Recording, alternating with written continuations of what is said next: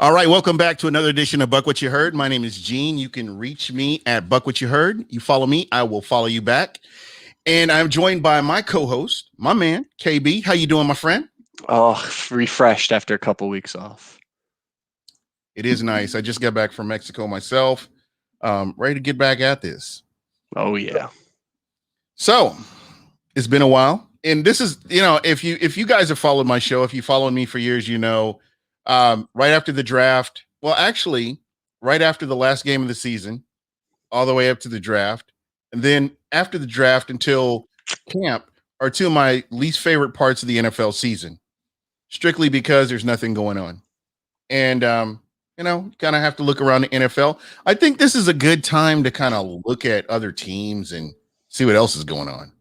Yeah, it's not like anything's happening with the Falcons right now either. Yeah, Jesus. I mean, I know people are making a big deal about Julio Jones and, he could potentially be out of the NFC South, but, he hasn't been able to stay healthy, the last couple of seasons. I mean, he's done great when he's been on the field, but the best ability is availability. Yeah, so, Mohamed Sanu, they got a second for. If they can't get a second for Julio, that'd be insane, though. So if you had to pick, I'm picking the Titans, so you can't pick the Titans. If you had to pick a team that Julio, really? Sorry, I thought we were playing Jeopardy. So you're thinking the Patriots. Yeah. Yeah, the Titans would be cool, but people that I talk to, it's just not. There's a lot of cap maneuvering they'd have to do, and it's like, I mean, they barely won the division last year with a pretty good roster. I think they just have so many holes defensively. They're kind of like the Falcons in the sense that the offense is fine. It's what can we do to help the defense? And they want to win now. Yeah. He wants to win now, and, he feels like, he's on the back end of his career. I won't say the back end. He's still good. But he's at a point where he needs to win. And I think the Buccaneers and Tom Brady and the way they came in and won last year just totally affected people's mindsets throughout the NFL. Made them rethink everything they were doing, everything they were thinking, made them rethink all that. Tell me I'm wrong. No. I mean, the blueprint's there. Because I know everybody was picking New Orleans. New Orleans is going to do this. New Orleans has done this. New Orleans, in my opinion, New Orleans has squandered, I don't know how many chances to go to the Super Bowl, play in a Super Bowl or win a Super Bowl, and they just haven't made it happen. They squandered those opportunities with the squads that these super squads they've allegedly had. So I don't want to hear that. They had their opportunity, should have went out and executed and won, but they didn't do that. Atlanta has been a shell of itself since Tom Brady did what he did. Thank you, Tom Brady. Greatly appreciated. As you know, Atlanta's right up there, is one of those teams. And what did you think of that whole Shannon Sharp cell phone call to Julio? What is that? That's not any form of tampering or anything. What is that? There's nothing illegal about what he did, is it? Oh, no, it's not illegal. However, when it first came out, I mean, I only saw the Twitter clip just because, I mean, it's during the workday, like 10 to 12 is generally a pretty busy time for me when Skip and Shannon are on. So I saw it and I was like, at first I was like, dang, okay, they rehearsed the crap out of that because Julio, I mean, he's very laid back. He's like, yeah, man, I'm not going back there essentially. And he was just like, okay, like they hyped it up really well and they did a good job of executing as if it's staged. But then I guess I've read some articles that the agency, well, more so the Falcons were not happy about it. And the agency had to do a lot of backtracking and say, hey, they didn't know and all that kind of stuff. So, I mean, it's a bad PR nightmare, at least from the Falcons end, because they've lost all their leverage essentially. Yeah. I have to ask you, where was the bigger nightmare, Green Bay or Atlanta? Basically, I mean, I'd say Green Bay just because, I mean, think of who are the Packers the past 15 years without Aaron Rodgers. Exactly. I mean, Julio's great. Like he's going to go down as probably he is the best Falcons receiver of all time. But I mean, they have Calvin Ridley right there too. And I mean, they drafted Kyle Pitts. So it's like, if Julio were to leave, the offense isn't exactly dead.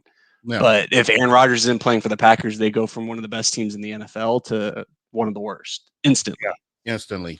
And it just shows you just how big of an impact a quarterback can be on a team, at any point. Because he hides all of their draft flaws. I mean, they have missed on the draft for many years, and I'm not sure if you saw, Gene, but our boy Tom Brady is going to be playing Aaron Rodgers in a golf event, similar to what he did with Peyton Manning in July. So, will Aaron Rodgers even be on the Packers at that point? I mean, Tom Brady's throwing some shade already. I'm not sure if you saw the Brooks Koepka meme that's going around, but Tom Brady is a meme making machine right now, and he's already calling out the Packers and Rodgers for kicking that field goal down 7. And it's quite the meme. And Tom Brady's having some fun with it. Basically digging the knife. He's like turning the knife. Oh, he's Game of Thronesing it right now. He's going straight for the jugular. That's crazy. So again, that's just this year is just going to be so different with all the different quarterbacks going to different teams. I mean, this is going to sound weird, but Dallas, when I just go top to bottom, Dallas may be the most consistent team when you look at their, not, I guess on offense, I guess with Cooper, Dak is coming back. Dak is a familiar face. Ezekiel Elliott, who has, he's got a lot to prove after signing that huge ass contract and then basically doing nothing. His backup played better than him at the tail end of the year last year. Just saying. Yeah. So there is that. And, again, it goes back to your argument about drafting a running back in the first round. So, they traded up for his successor a year or two too early. And then they drafted, I mean, don't get me wrong, a really big run. Like, he's more like a Mike Allstott fullback than he is a 2021, receiving running back. Mm-hmm. And what good did that really do them? It didn't do anything for him. It pissed off Rodgers. It didn't help the offense. I mean, if Devontae Adams is not 100%, the Green Bay Packers can't move the ball. It's as simple as that. Or at least if Aaron Rodgers, I mean, that's their game, is just moving him around, moving him inside and out, just moving him in motion. It always sticks out to me, that play that they did against Carlton Davis, where they ran against Jalen Ramsey. They ran across the line of scrimmage with Devontae Adams, and he sprinted back to the other side, and it was just 1-on-0 for an easy touchdown. There you go. And again, that's game planning right there. The teams are going to look different. I don't see Aaron Rodgers coming back to Green Bay. Is it possible? Oh man, if it doesn't, someone's giving up 3 or 4 first-round picks. I mean, even with the Green Bay not having leverage, I mean, you still have a top 3, 4 quarterback in the NFL right now. Yeah, absolutely. And that's being conservative. I mean, if you want to talk strictly talent, he's top 2. If we're talking strictly talent. If we take out the NFC Championship game and the other game they played against the Bucks, I mean, he had an incredible 2020 season. MVP. Exactly. So, I mean, he's got a lot of gas in the tank, and I think he's going to make some team. What about Denver? I mean, does he go to Denver? That's the one that makes too much sense, because not many teams can afford a quarterback contract right now. I mean, the cap's already lower. Mm-hmm. I'm not sure if you saw the news, but the cap will be going up to 208.2. It looks like for next year. That's the cap ceiling. So that's a $25 million increase essentially from where it is now. So, I mean, next year that would be fine for a team, but this year, I mean, still a lower cap. Yeah. I mean, the Broncos are lucky that they have a lot of young weapons that talk about building through the draft. They have a lot of their offenses are draft picks. Right. So that helps. Their money's on their defense. Right. So that's probably like the only team that can really make this work. And the other teams that could, they already have Joe Burrow, they have Trevor Lawrence, they have. So what happens to a Green Bay Packers team? Do they become the Detroit Lions or overnight? Yeah. Are the Lions did they do anything to help themselves this offseason? No, I mean, can you even name a receiver that Jared Goff's throwing the ball to? No. I mean, they short up their line, which should help. Yeah. But You know, I it's mean, they're too- gonna have to do a lot of scheming. But Yeah. I mean, is Jared Goff that guy though? Is he the no. one that's going to lead you to a playoff team? Playoff. I mean, I think there's two ways to think about quarterbacks, and I learned this from Daniel Jeremiah. You have trucks and you got trailers. So trailers, they need people to, they need people to pull them along. I mean, that's what people were saying about Tom Brady as he was coming to Tampa. They're like, well, they got so many weapons, they can lead him essentially to the promised land, as opposed to it was more of a 50-50 balance, if you ask me. And you got to But consider the intangibles that Tom Brady brought with him. I mean, as far as his attitude and just the way they handle business. I mean, that was huge. But yeah, I mean, then you have the Patrick Mahomes, the Aaron Rodgers. You just pick and choose on any team, and they're the truck. They're the ones pulling everyone else. Right. Russell Wilson. Yeah. I mean, if you have a quarterback with no talent around them, getting 10+ wins, they're truck. Mm-hmm. They're elite. I would have said that Matt Stafford when he's healthy. Yeah, that's the thing. That's I don't know. I go back and forth with that because there are times where I see this guy and he's putting up 400 yards a game, and then there are other times that I'm seeing this guy and I'm like, nah. I'm glad. And it's twofold because I mean the Lions, think about it, like halfway through the year each year they're basically out of it. Yeah. I mean, especially since they hired Matt Patricia, that whole era was just, and then Stafford was injured in and out, they had Kenny Golladay, which helped Stafford a little bit, but in the grand scheme of things, and I don't think he's in that much better of a situation in LA right now. Don't get me wrong. I love Cooper Kupp. I love Robert Woods. Very underrated talent. I mean, they added Deshaun Jackson, but we know what happens, once they start losing with him. Well, they might get one game out of him. They didn't even have a first-round pick, and they drafted a 5'8" receiver to be their fifth wide receiver, essentially. So, I mean, and they have no offensive line depth at all. They have one good lineman, and Andrew Whitworth, who's almost, if not 40 years old, and he was injured last year. Right. And we saw what the Rams did when he wasn't there. It was basically Jared Goff basically broke his thumb, and then the rest was history.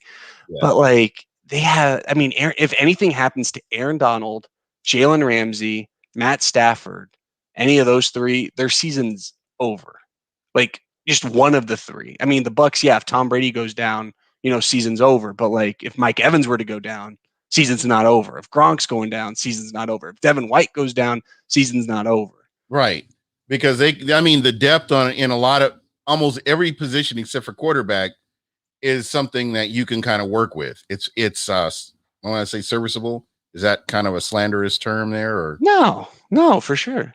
I mean, I like how MLB has if you have a stat for a player like wins above replacement, says like how valuable a player is. So take out a player and insert, an average player, right. And what does that production look like?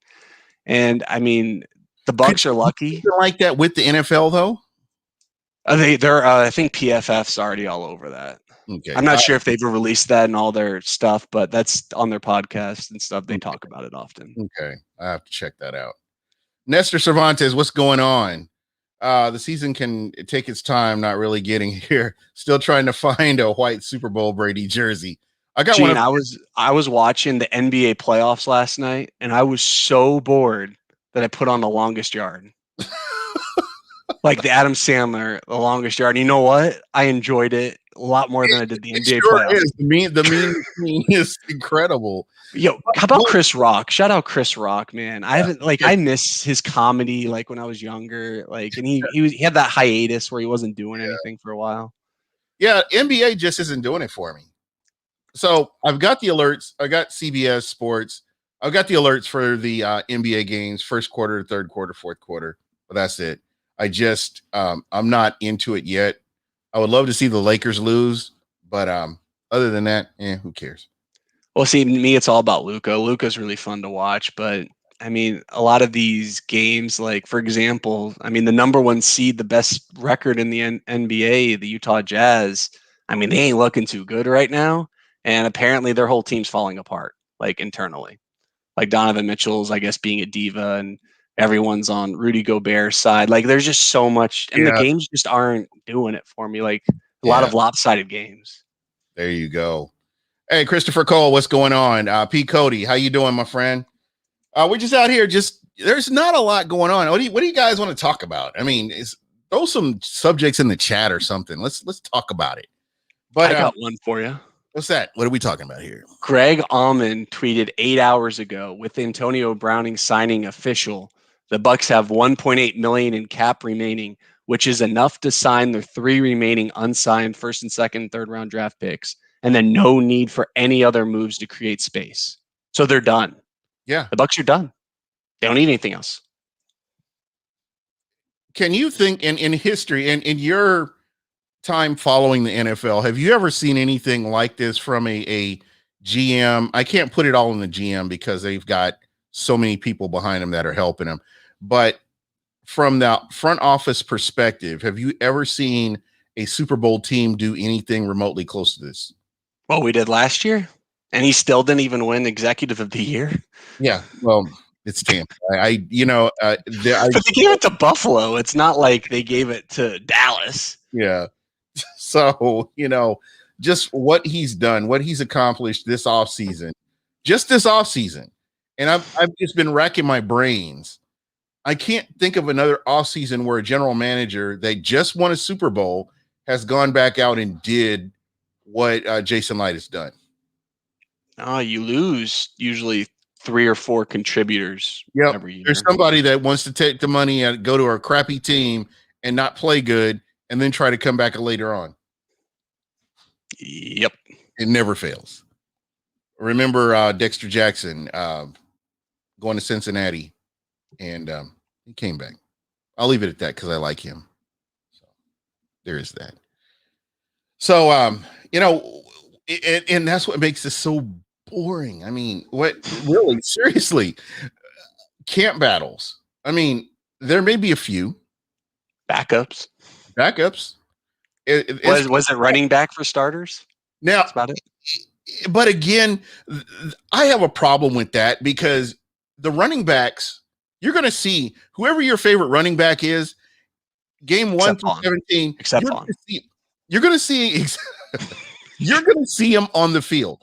And the cool thing about this is we're kind of at a point past COVID, not like last year, but we're at a point where you're going to get some of these younger players are going to get more opportunity to show what they can do. So you never know, somebody may catch somebody's attention and, some different things may happen. Well, Neil brought up an interesting thing. You want to bring up the schedule and we can, I'll pull it up and we can just go wins, loss, maybe throw out a way too early, win-loss record, show what everyone what it's kind of about. Yeah, let's do that. All right. Well, here, let's start off week 1 at home versus Dallas on Thursday Night Football. The Bucks are long overdue to win, to beat Dallas, and it needs to happen. Just looking at this team, if Tampa comes out as strong as they did winning the Super Bowl, just with Dallas playing the way they've been playing, I don't see the Bucks losing to Dallas. I think the only thing that, barring any injury, knock on wood, the only team that beats Tampa is Tampa. Oh no, absolutely. And I think once we get deeper into the schedule, I think we got to bring up, injuries and matchups to see, keep it a little bit realistic. But I'm with you. Week 1, I got a W unless Dak Prescott goes for 600 yards or something nuts, because I don't think they can stop us defensively. So, like you said, we got to beat ourselves that game. Yeah, absolutely. Week 2, home versus Atlanta. Oh, okay. There's again, it's one of those games that I'm with you. New head coach. I hate Atlanta.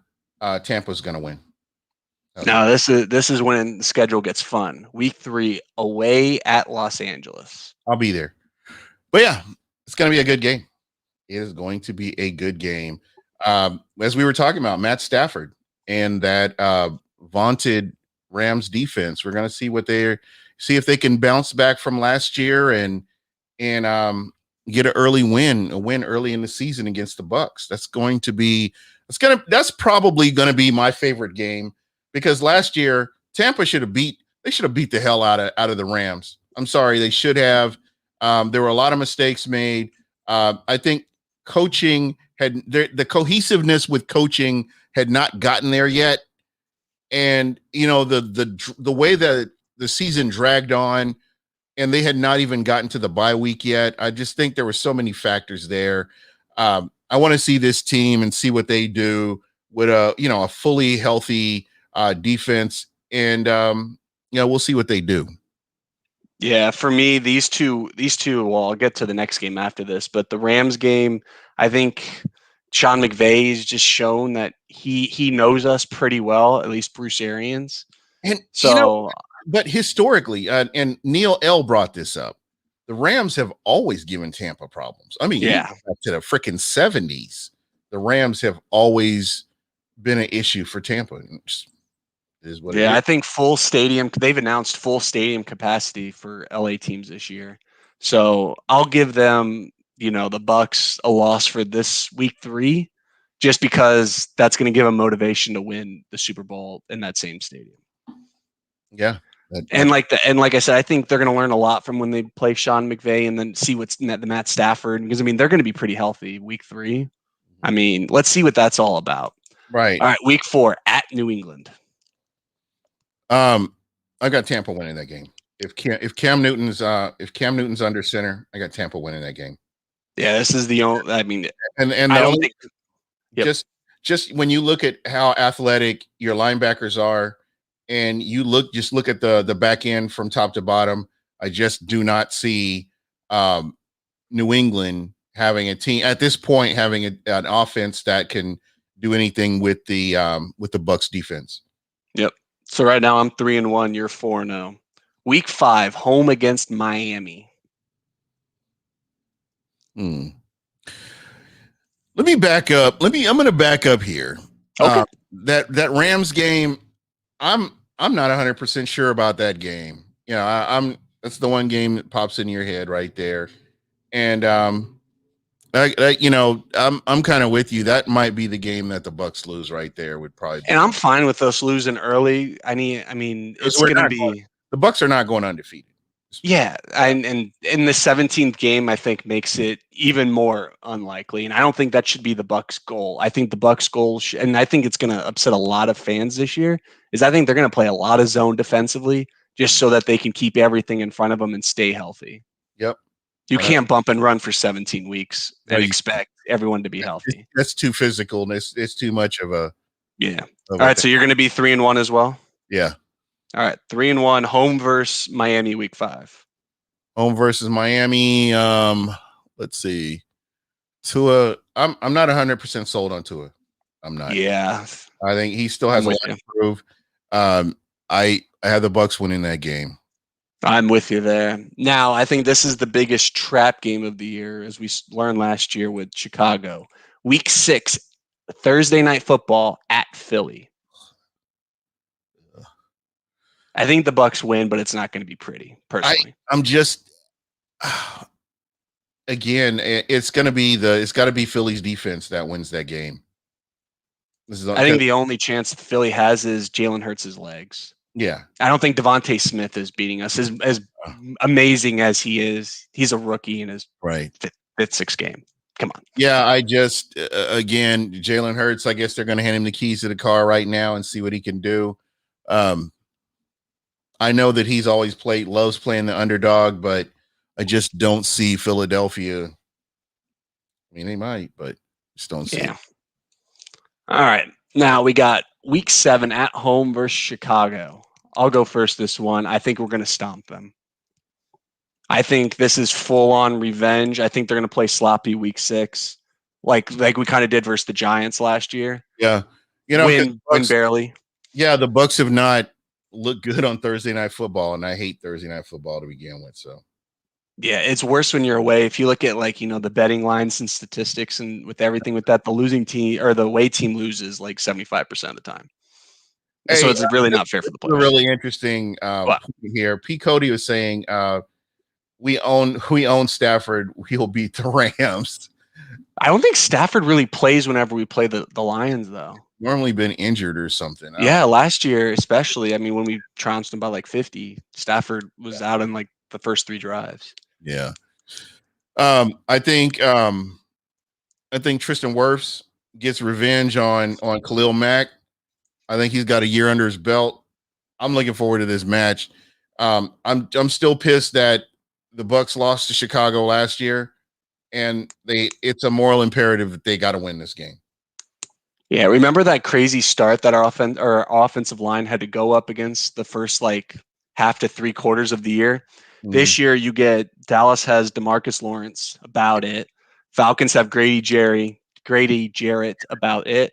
Aaron Donald, literally it. New England's got a stout defense with multiple people, but no superstars. And Miami, no superstars. Balance. I mean, you could have a balanced defensive line and be good.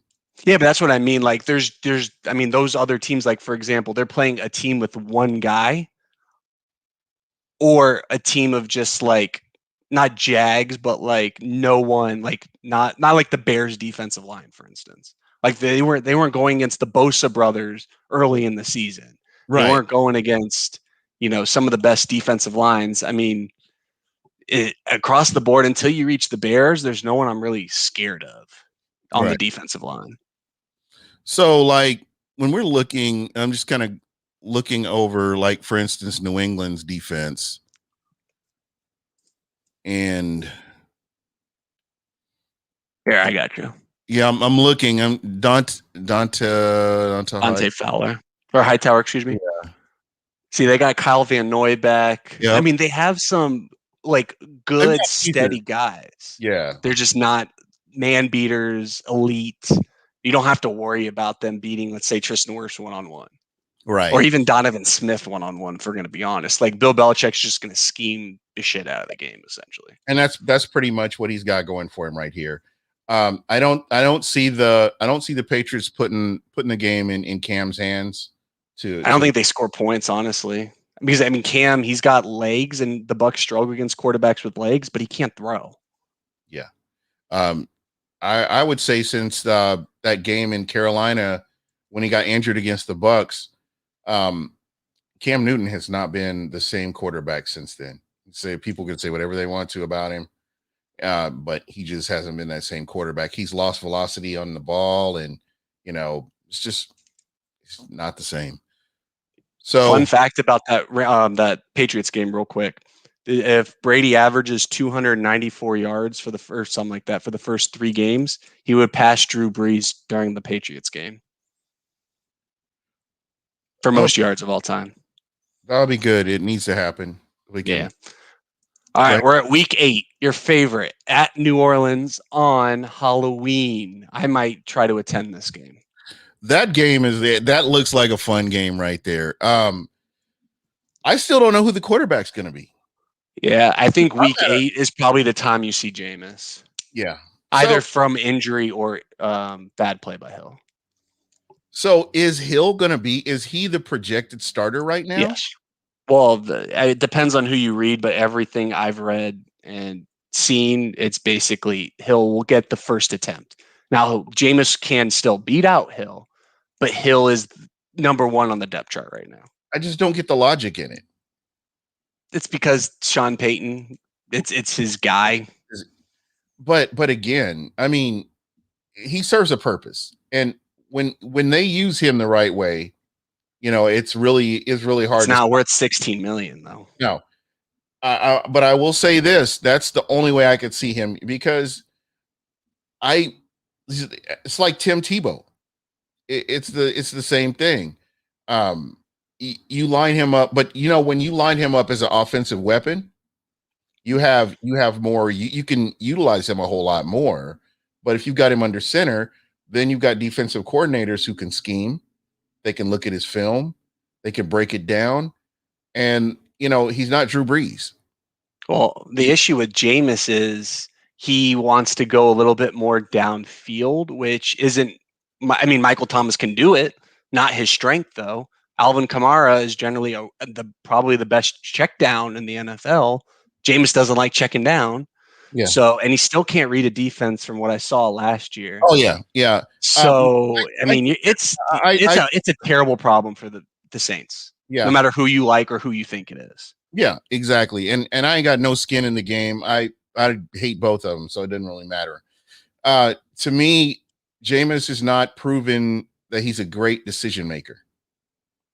And the one thing that I've seen from watching him, and this was a sample size. He went out and made that gimmick play, which was, hey, fool us once, where I figured that out.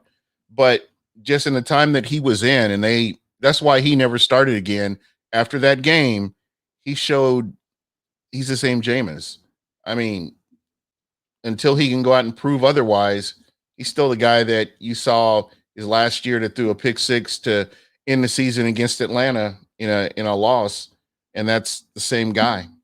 Well, I think Jameis week one, in terms of players around the NFL to watch week one of the preseason, it's going to be him.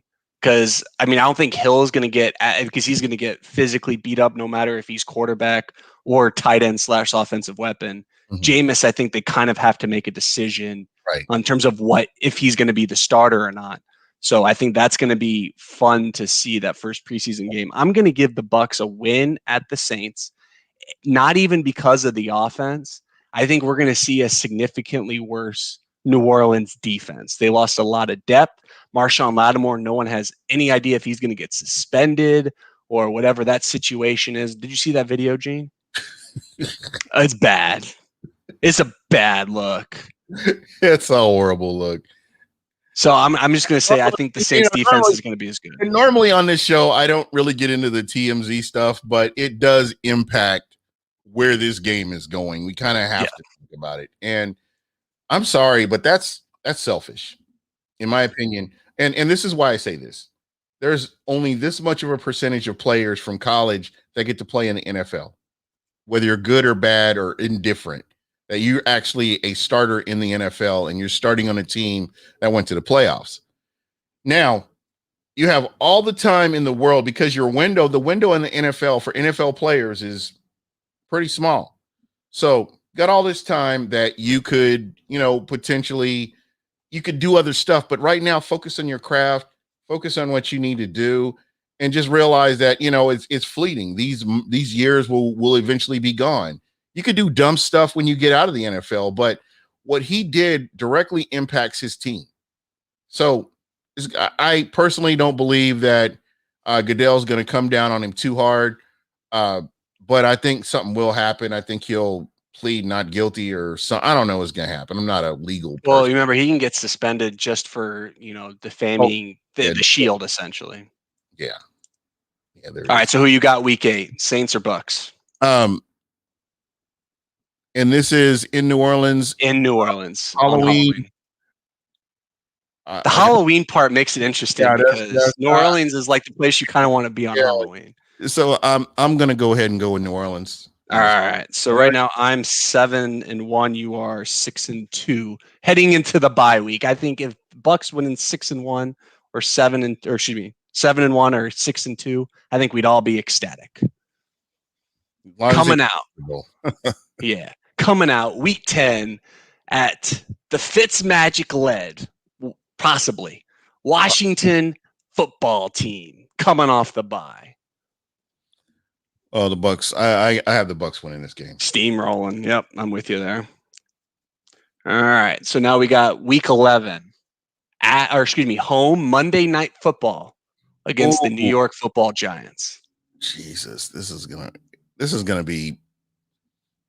a make or break right here for Danny Dimes, who got his nickname, by the way, for playing against Tampa.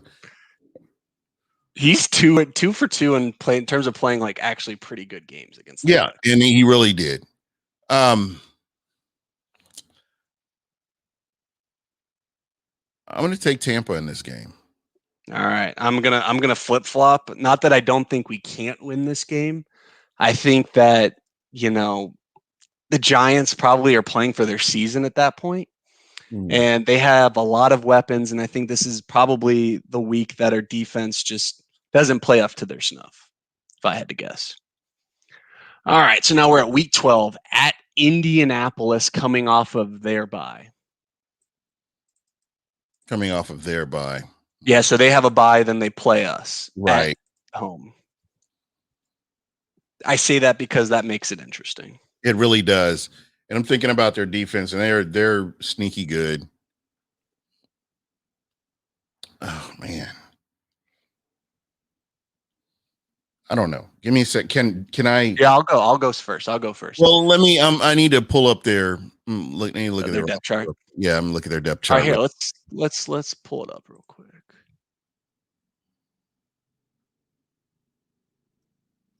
All right, who are we looking for? We are looking for Indianapolis. The Colts. All right, so we got offense. Well, I'll just name some people that are important. You got T.Y. Hilton, Mike Pittman Jr., and Paris Campbell at receiver.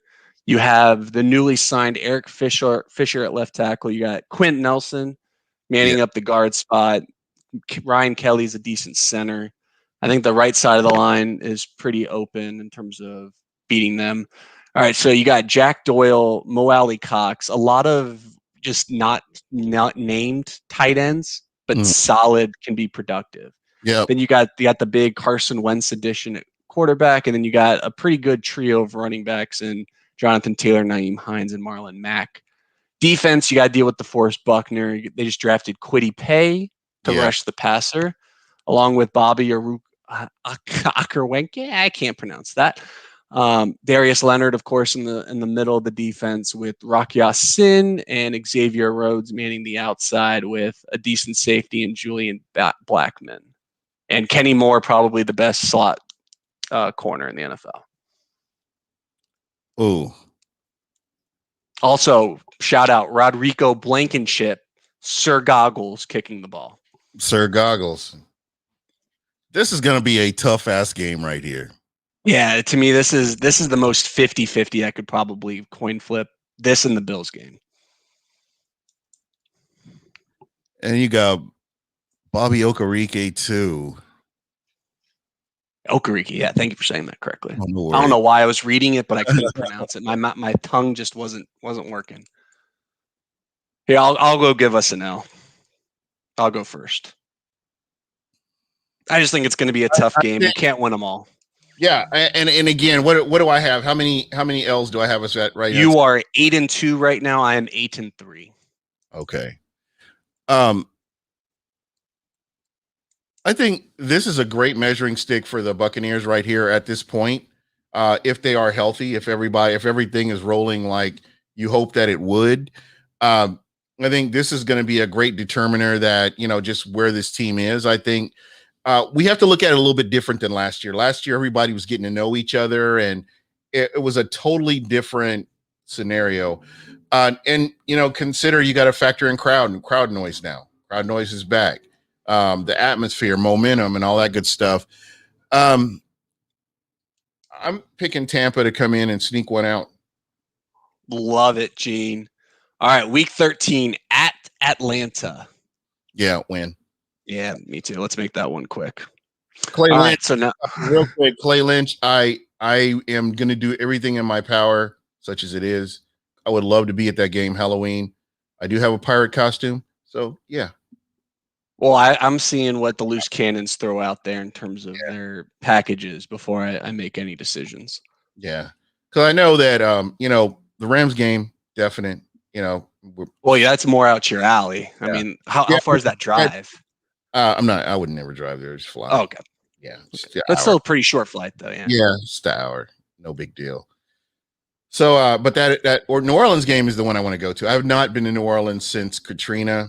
It's long overdue. I've always loved New Orleans. Never been. That's why I want to go to that one. Yeah. LA would be fun, but like that's 3 hours backtrack for me to 3 hours forward and dealing with LA. Like I want to go, but that stadium's beautiful though. Yeah. Hey Clay, if you get a chance, get at me after the show or get with Jay and have Jay give you my number or whatever, and we'll talk. Definitely talk. So yeah, I'm gonna go ahead and say Atlanta. Yeah, that's a dub. Now the fun one, Week 14, home. Somehow not a Sunday night football game, a 4:25 kickoff for CBS versus the Buffalo Bills. Bills Mafia. Here, I'll spoil first because I chose the Bucs to lose versus the Colts because I think they're going to win this game by double digits. Jesus. I think the Bills are a fantastically well-built team. They can't. I think the Bucs and the Chiefs are the two worst matchups for them. Yeah. That's it. Yeah. That's the tweet. I think they can beat anyone else 9 out of 10 times. I think the Bucs and the Chiefs can beat them 9 out of 10 times. And next to the Bucs fan base, I have to say the Bills Mafia is like so much fun to watch. I'm so pissed that this wasn't the Week 1 game. I know they're not the big market that Dallas is, but that to me, this is what football is all about. Those two small market, finally good teams get disrespected. I on regular basis. Freaking hate it.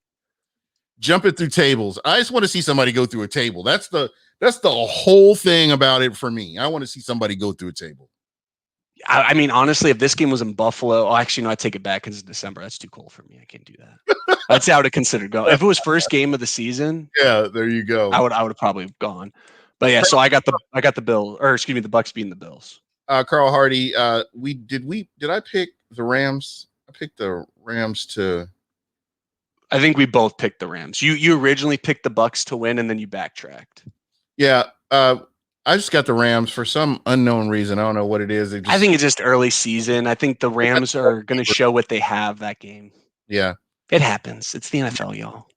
Yeah, just keep in mind this is not going to be an undefeated season. So no, it's just only one team's. Well, two teams if you consider Tom Brady having taken a team through the regular season and then through the playoffs until the Super Bowl. So there is that, but it doesn't count. No, I just I think there are some teams out there that are going to be gunning for the Bucs, and I think they're going to actually win. You know. Yep. All right. So here we go. We are right now. I'm sitting at 10-3. You're at 11-2, going into Week 15, home on Sunday Night Football against the New Orleans Saints. You kick that ass. Yep, I got a double-digit game there again. They give them a who dat ass whooping. Yep, and then I'm so mad at this game, Gene. Week 16, December 26th, probably the 1 week of the year I'm guaranteed to be anywhere but North Carolina. At Carolina. I was going to be at this game. I was even going to tell the loose cannon boys to have something in Carolina so we can bro out and I'll treat all of you. I'll show you all the best places to go, but I may not even be here because it's the holidays. Jeez. So I'm big sad. But we got at Carolina Week 16 Bucs up. Yeah, Sam Darnold, Bucs win. Yeah, I don't even think Darnold's going to be the quarterback at that point. I think he's either going to get hurt or going to lose out. Week 17 at the New York Jets. Who is he competing against? Will Greer. Yeah. Maybe. Yeah. I think I don't know why they did Teddy the way they did, but it is what it is. He was a good bridge quarterback until they got somebody they really wanted. I love that Bridgewater's the best bridge quarterback. Yeah. No pun intended. Yeah, and Will, you're right. Will, as a Will Witherspoon. I'm thinking Tim Witherspoon. You're 100% right. Every opponent will be gunning for the Tampa Bay Buccaneers. I'm not discounting. That's why I think you got to at least have 3, maybe 4 losses in there. Yeah, but it's just the NFL. Yeah, but if this team plays like we think they can, again, they beat themselves if they lose. I mean, it's not like a team is going to go out and dominate them or something. Yeah. It'll be Week 17 at the New York Football Jets. Possibly a cold game. Possibly. I don't think it'll matter. You know how many times Brady's won in that stadium? That's like England. That's like New England Junior Varsity Stadium or whatever you want to call it. Patriots or Tom Brady Junior Varsity Stadium or something. I don't know. something like that. So Week 18, last game. Then I'm done, I promise. There's no other games after this. Yeah. Home at Carolina. Bucks win. Yeah, see, the only caveat is if we somehow at either your record, which is 14-2, or my record 13-3, if everything's all gift wrapped, then the Bucks might lose just because they're sitting people. So that's my only caveat. Yeah, you got to worry about Tom Brady, but yeah, I mean Blaine Gabbert. I think Blaine Gabbert might actually be able to beat them if he still has Tyler Johnson, possibly Scotty, maybe AB, because AB is going to play for incentives. We know that. Oh, absolutely. So, I mean, he's still going to have some weapons to go off of. Probably no Gronk, but hopefully that means OJ Howard. Look like. I mean, what are they talking about any of the? Yeah, it came out. I got you. Give me 1 sec. I just got to look up Antonio. I'm really curious. I'm excited that he decided to come back. I think he's always wanted to come back. All right, you ready, Gene? Yep, I'm ready. Base salary $1.1 million. That's the only guaranteed part of his contract. Okay. Now he also has a total per game check of $900K if he were to play in all 17 games. So if he doesn't play in all 17, you take the 990, divide it by 17, multiply it by how many games he played. That's how much of 990 he gets. So let's say he plays the whole thing, he gets $2 million. Right. But only 1.1 will count on the books this year. The rest, all of his bonuses will go into next year's cap. So it's nothing to really worry about. Right. You have the Super Bowl if we win, $2 million. Again, incentive. 50 receptions. All of these are going to be $333,333. We got 50 receptions. Okay. 70 receptions. 600 yards. 800 yards. 5 TDs. 7 TDs. And then 250K for 45% of the playing time during the season and is active during a Super Bowl win. All of those have to be together. Okay. So he would have to do all this collectively in order to get all the bonuses? Like all like the $5 million. Because remember when it came out, he was like, Bucks signed Antonio Brown for like 5.5, 1 year, $5.5 million. Well, only 1.1 is guaranteed and on the books, essentially. So let's say, for instance, he gets let's talk about the touchdowns. Would you say 7 touchdowns? Yeah, I think that's going to be the hardest one. He's got 5 TDs for 333,000 and 7 TDs for 333,000. So I think he gets the 5. I think he gets 8. Oh, I think if he plays week 17 or 18, I think there's a chance. Oh, because we've seen they'll target him. Yeah. The fact that they're adding an extra game, and I think the way he conditions and his relationship with Tom Brady, and the fact that the Bucks receivers over the past 2 years have not proven to be durable, I think this is an attainable goal. I could see 7 personally. Yeah, I think that's the hardest incentive he has. That and the 70 receptions. Eight was the max, right? Or didn't you say it was 8? No, 7. 7 TDs. Okay. Yeah, I could see him getting 7. I can see him getting 7 TDs. Real easy. Yeah, I think the 70 receptions and the 7 TDs are the only two outside of reaching the Super Bowl that could be hard for him to get. Because he's such an amazing route runner. Well, we know they're going to play him over Scotty, whether we like it or not. I don't think volume is going to be his thing because he's going to be able to get yards after the catch. It's just going to be hard. That's going to be the hardest one is the receptions. Also, Gene, the Bucks are going to be kicking some teams' asses and they're going to be running the ball a lot. Rojo's going to get over 1,000 yards. I'm calling it. If healthy. I'm right there with you. I think Leonard could probably reach like the 1,300 yard all purpose, like 700 running, or 800 running, like 600 receiving. He runs angry and hits the hole like he's supposed to. Yeah. I think they both could go for about $2,000. Yeah. I'm going to say this. And again, I think that Antonio Brown's going to be a big factor this year. I think he has to be just because you got to limit Chris Godwin and Mike Evans so that they're healthy. Yeah. Yeah. And Neil L. Mike Evans will have a hammy issue. AB will get the 7. I mean, Mike Evans, I mean, he'll play on it, but I Yeah. think you should limit his snaps if Oh, he yeah, is playing absolutely. on it. Absolutely. Will the Brewer, Rojo for 1,000 plus. If he's healthy, I 100% believe that he should have gotten 1,000 last year. So there's that. If it wasn't for AB, I think he would have gotten it easily. Yeah, absolutely. Absolutely.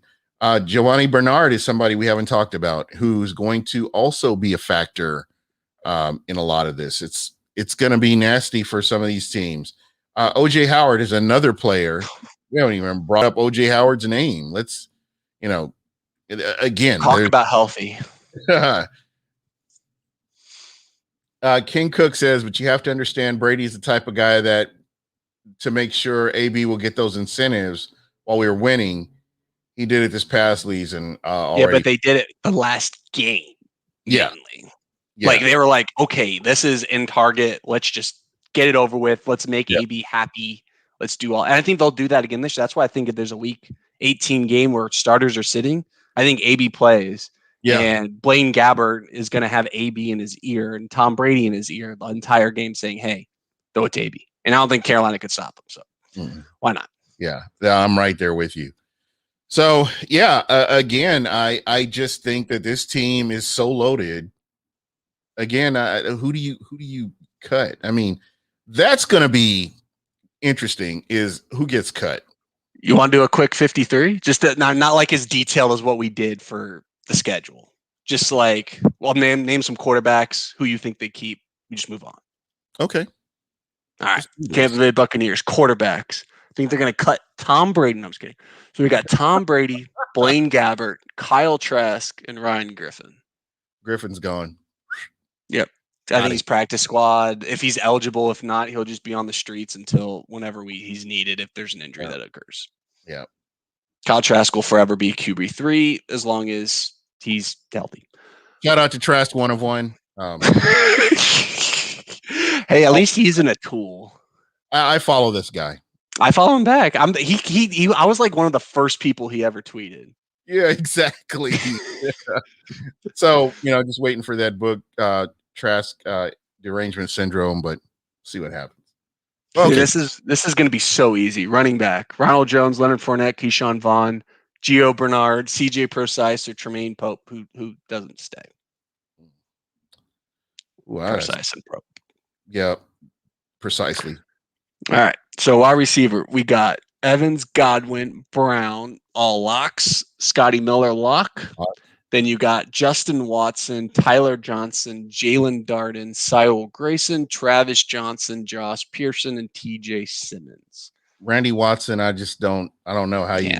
I think Darden's draft status throws him out the window. Yeah, absolutely. Because just practice. He's just like practice squad material. He's not. Also like BA is all over this kid, and everyone's talking about his stop and start. Wow. Abilities. Granted, they're playing in shorts, but that's the abilities you can really show off in shorts. Yeah, Carl Hardy, I want to agree with you right there. OJ Howard, please stay healthy, please. Just all I want is just to see one full season of this guy. Just one season, one healthy season. Just see what he can do. And not only that, he'd get paid if he did, Gene. He'd get paid. It may not be here. He's going to get paid somewhere. Exactly. The Bucks. This is his 5th year option. Yeah, so the Bucks have to give him an extension, or they're going to say bye. Yeah. King Cook says Darden will be perfect for the return game. That's what I've been waiting for, man. And even if they kick it out of the end zone, punt returns, baby. Punt return. Get those extra 10 yards. That's what hurt the Bucks so much last year. Yeah, is the return game for other teams, especially. I'm mainly speaking to the Saints because they hurt us. I remember the playoff game. Remember, if there wasn't for that one holding call, they would have basically had 2 returns for basically TDs. Yes. So, and then, there's Alvin Kamara. You're basically just like chucking it down. And then the defense just gives, a lot of yards, like the easy yards. What do you got? So, now the Bucks made everything difficult and still won the Super Bowl. So imagine if they got those extra 10 yards on a return. Exactly. or the extra, possession or an extra touchdown. A team averaging 30 points a game gets an extra touchdown or two during the season. Scary. Can you even imagine? It's like pick your poison. All right. So where we at? So we got Donovan Smith, offensive line, Ali Marpet, Ryan Jensen, Alex Kappa, Tristan Wirfs. I think we agree those people are staying. What do we decide on tight end? We didn't get the tight end. I'm sorry. Okay, so we'll do tight end first. We got Cameron Brate, Rob Gronkowski, OJ Howard. I think they're all locks. Who do you think's the fourth? Cody McElroy, Tanner Hudson, or Jarrell Adams? I like Jarrell Adams, but I have to say Tanner Hudson. Yeah, I think he got enough snaps last year for us all to believe. I think he did, and I think that Tom Brady's getting comfortable with him too. So, yeah. Now, offensive line, I mean, I think all the starters are good from Wirfs, Kappa, Jensen, Marpet, and Smith. Then you got Josh Wells, John Mulchin, Stenny, Donnell Stanley, Aaron Stinney, yes. Robert Hainsley. And then Brad Seaton is probably the only person I'll throw out there. Who do you think stays? Usually they stick about 8 or 9. Do you think that Stinney did enough last year? I think he did because I think he's number 6. I think he's the most pressure packed part of the season to go out, and we didn't hear his name in a negative way. It speaks volumes about his play. So I think he needs to learn how to snap, but for me, I'm going Josh Wells and Robert Hainsey along with Aaron Stinney. Because Hainsey, I guess, is going to be the backup center. Yeah. That's what they're grooming him for.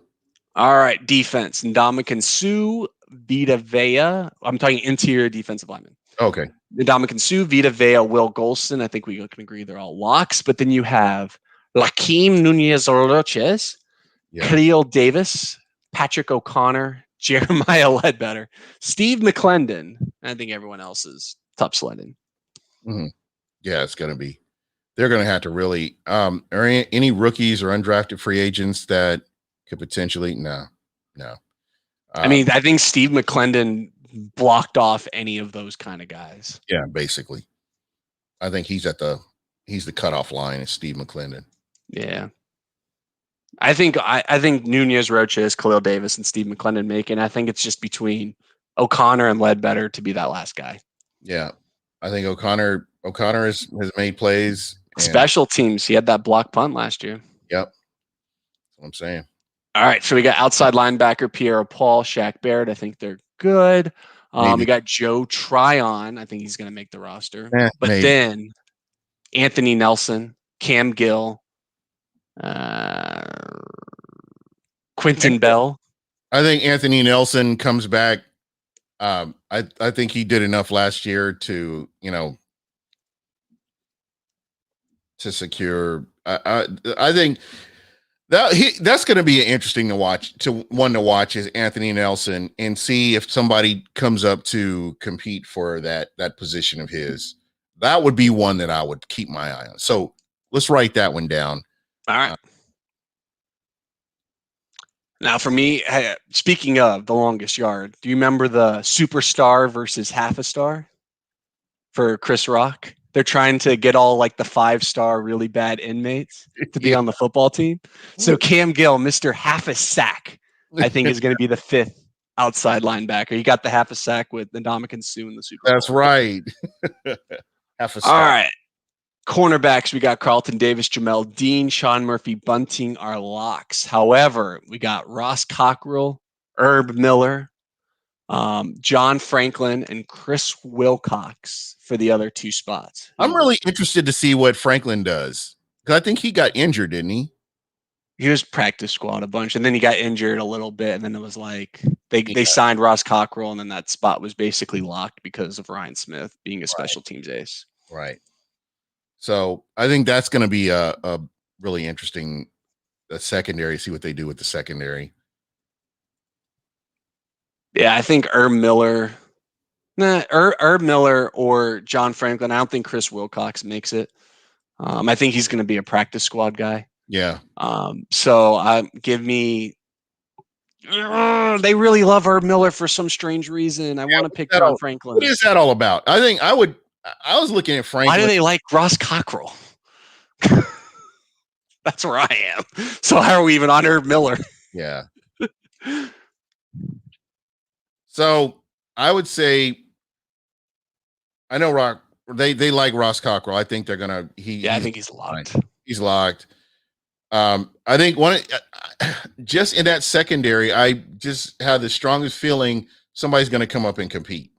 Yeah, I don't think it's 100% a lock, but I think somebody's going to come up and compete. Well, I think John Franklin just has the most splash ability and special teams ability. And I think his ceiling is he's still trending trajectory up. Yeah. Yeah.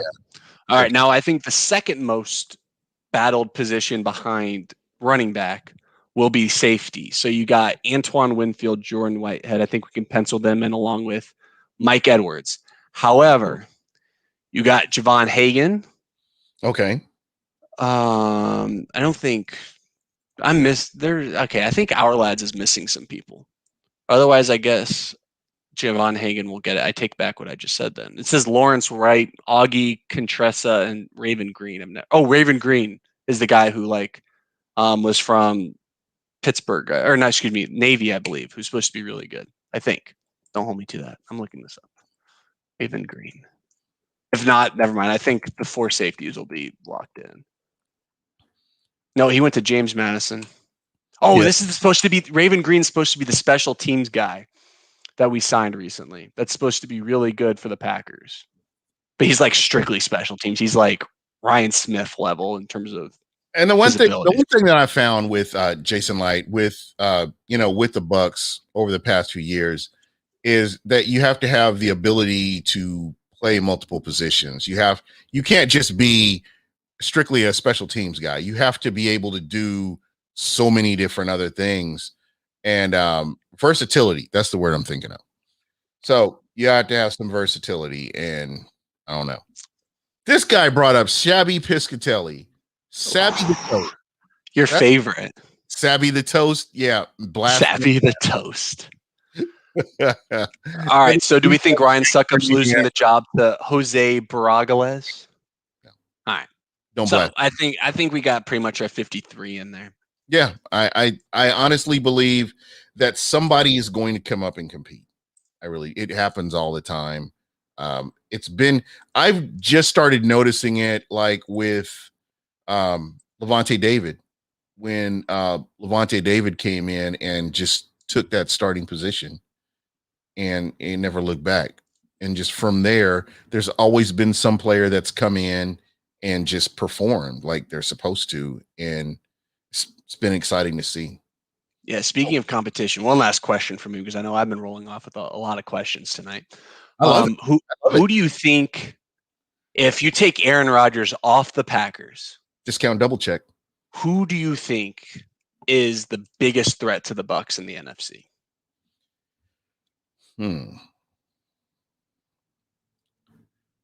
I am going to say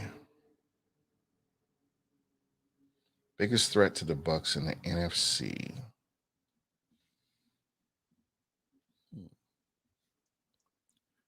Maybe biggest threat.